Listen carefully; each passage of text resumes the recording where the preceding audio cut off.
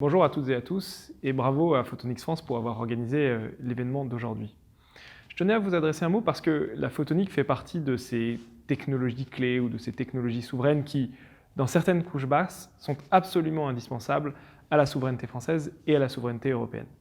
Alors, d'une certaine manière, on a découvert, en tout cas le grand public a découvert certaines applications de la photonique à l'occasion de la crise du Covid-19, qu'il s'agisse de stériliser des endroits par des UV, qu'il s'agisse d'utiliser la photonique pour mesurer la température ou dans diverses autres applications. Et on voit à quel point la souveraineté sanitaire, la capacité à gérer une crise sanitaire, n'est pas seulement dépendante de notre capacité sanitaire pure, de notre capacité médicale, mais aussi de beaucoup de technologies et de technologies qui sont des technologies numériques, des technologies pour lesquelles on a besoin de recherche électronique, etc. etc. C'est vrai aussi dans le numérique. On l'a vu, la capacité à avoir une capacité de recherche, des entreprises, des startups, des chercheurs qui savent maîtriser l'intelligence artificielle est importante pour réussir à découvrir des comorbidités ou des interactions médicamenteuses.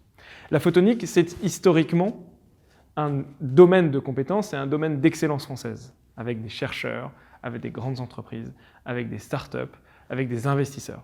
Et on doit faire en sorte de continuer à investir dans ces technologies critiques. C'est pour ça que l'État a fait beaucoup d'efforts, qu'on continuera à faire des efforts, notamment dans le cadre du plan de relance, pour consolider cette filière, pour lui donner de la visibilité, tout comme à d'ailleurs d'autres filières. Je citais l'intelligence artificielle, on sait que le cloud, la blockchain, la 5G, ce sont autant de filières d'excellence française qu'il nous faut consolider, parce que c'est extrêmement important pour notre souveraineté technologique. Mais quand on dit le terme de souveraineté technologique, cela a des conséquences dans notre vie de tous les jours, et c'est ce que la crise du Covid-19 a montré.